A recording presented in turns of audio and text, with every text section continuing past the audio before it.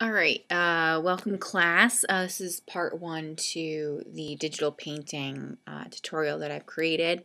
And this is just for you to get to know how to use the drawing tablet a little bit better and become more comfortable with it. When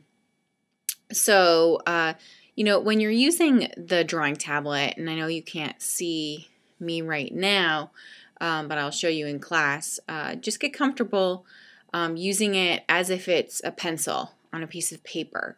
So don't hold the pen in an awkward way. Hold it like you would normally hold a pencil. Also know that it is pressure sensitive. You can turn that on. So just like a pencil, the harder you press, the darker the value of the pen would be, and the lighter, the less you press, the lighter it will be. All right. Also know that when the pen just hovers over the tablet, your mouse does move. All right, so I would start off by just getting used to looking at your screen and not at the tablet, and being aware of the space that you have on the tablet against the space you have on the screen. All right, so just even if you do figure eights or circles, you can kind of get an idea of the space on the screen. All right, so once you do this, I want you to go to File, New, and I want you to open up a new file. Okay, we're going to work in inches. You can set it up to 8 by 11 or 11 by 8, whatever you wish, and we're going to make the resolution 300. All right, so now I have this sheet of paper here. Okay, so the first thing I want you to do is get comfortable with the tools and where they're located and what tab open and so forth. So you should always have, again, your toolbar open. You have your color swatches below. You also have color swatches on the top right side. If this is not open, you know that all of your tools are located under Window. So I can go to swatches and they will open. I also can open up my brush presets. All right, so I'm going to keep those open here because we're going to be working with them. Another thing I like to keep open is my history bar and my layer bar. Okay, so we're just going to work in our background because we're just going to play around with the paintbrush a little bit and get used to it. So your paintbrush is located on your toolbar. We have used it before. It should be nothing out of the norm for you, and then your eraser would be located 2 tools below it. Okay, so you can get to your paintbrush presets over here, but again, I opened it up under Windows, and I have it open completely up here for me to use, easy access to that.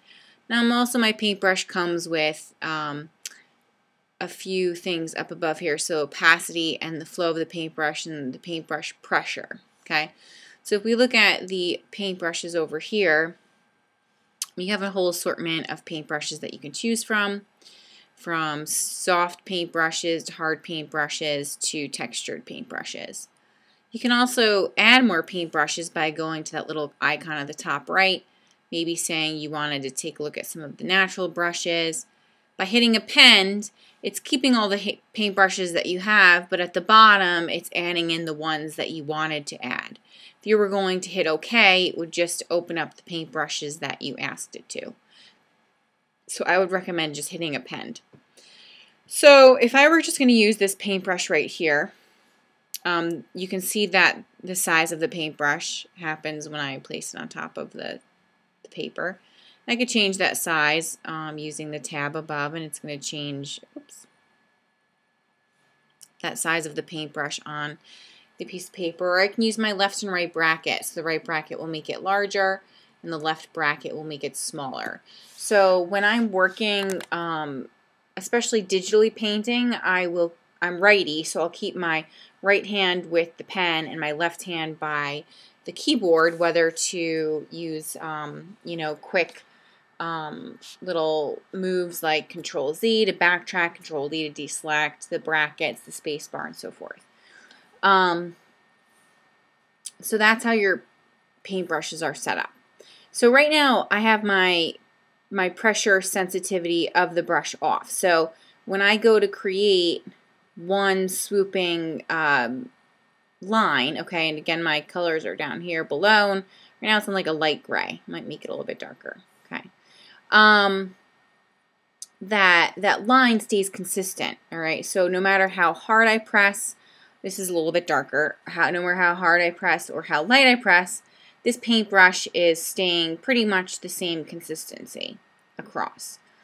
Now, if I put it on pressure sensitive, so you have your opacity and your flow, right? So if I click on that and I click on this, and I go to draw, okay, this is the same paintbrush, but I just drew really lightly. So you can see that that paintbrush is now a lot thinner and a lot lighter. Now, if I were going to press really hard on my paintbrush, you can see that that it's sensitive to pressure. It's a lot darker and thicker of line.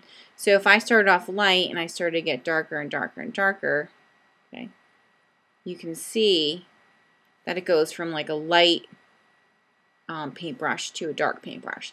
So this is nice if you want to work like you would use a pencil, right? So traditionally, so I'm, you know, as an illustrator, I draw with pencil, and so when I draw on the computer, I like to make sure they're both used for different purposes, but when I'm sketching, I like to use the pressure sensitivity tab on. All right. If you want to, again, turn it off, you just turn those two icons off, and it's back to just that solid image right there. All right. So that would be part one. So just getting used to the different ways that you can use the paintbrush. So you can even look at the different types of paintbrushes that you have and what they do, right? So a harder paintbrush will look harder when you press down on it. If I were going to put the pressure sensitive on, it's again going to be a totally different look. All right, I'm going to just create a new layer. I'm going to fill this one with white so that we can kind of start over again. Okay. So the other thing I wanted to show you was under brush presets you have brushes. So you can actually customize your paintbrushes. So you have paintbrushes here. Let's say I'm still on this one. I wanted to go to my brush here. And I wanted to make it look like the paintbrush was scattered. Okay. I can select scattering and change the count or the jitter. And you can see that this paintbrush is changing. So this is kind of what it would look like when I go to paint with it, right? So if I were going to try that now, okay, you can see that this is the line that my paintbrush is creating, all right? So it's working very slowly because I made a very large paintbrush, okay? So let's say you wanted to create some sort of a crazy texture in your picture, you might use this paintbrush. Okay, so that would be that paintbrush alone, right? So the lighter I press, it's on pressure sensitive, the lighter it is, and the more I press, the darker it will be. Okay, so you can see that it's creating a lot of different variation. Okay, so you can really play around with your paintbrushes. I'm going to turn that off and just bring it back to normal again. I'm also going to create a new layer, and I'm just going to fill that in. You don't have to do this. I just want you to kind of practice all of this stuff. Okay, I'm going to bring it back to brush presets. I know that you have that option here. You can try to see what all these other ones do. All right. Okay, the other thing that you can do is turn your pressure sensitivity off, okay, completely, and you can use your opacity and flow to create variation as well. So obviously, if I do it at 100%, and I were to continue to paint over it, it's at 100%. So you're not really seeing any overlapping. Like, let's say you wanted it to look like watercolor, right? Where if I were going to change it to 50%, right, and then do my color, it's a same color but a little bit lighter because I lowered the opacity and the flow. The more I layer over it, you're going to see the layering effect of all of those brush strokes over one another. So depending on the type of effect you want, you can lower the opacity and the flow. And you can see how light it's going to get. Same color, just different value, opacity, and flow. So if you want like a slow build up from one color to the next, you might do it this way. All right. The last thing that I wanted to cover with you, now I'm not going to be checking this type of stuff. I want you to make sure you understand how to use the paintbrushes and practice using the drawing tablet before you actually start the activity, which would be painting an apple, which you will see in the next video, right? So this type of stuff does not need to be saved. All right, but the other thing I wanted to show you was color. Okay, so I have all these color swatches over here, and I also have my color swatches at the bottom of my toolbar, so I can click and pick up whatever color I want, paint. Right now it's on a low opacity, so you know it's you're not seeing it at its fullest. Okay, which would be like that, right? But let's say I really like this color.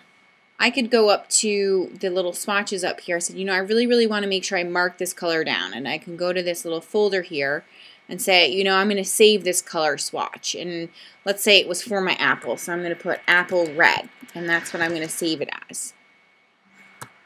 Okay. I'm going to hit OK, and now it saved that color under my color swatch. So you can add colors and save them to these swatches over here, which is great. You can also, I believe, delete them too. So if you really didn't want that color anymore, you could just delete it. Right. So as far as basics to your drawing tablet, just make sure that you understand how to use your opacity, flow, understand how to use the pressure sensitivity, understand where your brush presets are located, how you can customize them, and you can do all of this to your eraser as well. So if you were going to erase something, the same thing would happen too, right? Although that erased it gray. And then, you know, also understand your color swatches. So if you wanted to customize or save something, you can to your swatches right over here. All right. If you have any other questions, please feel free to ask during class. If not, you can move forward on to the next video.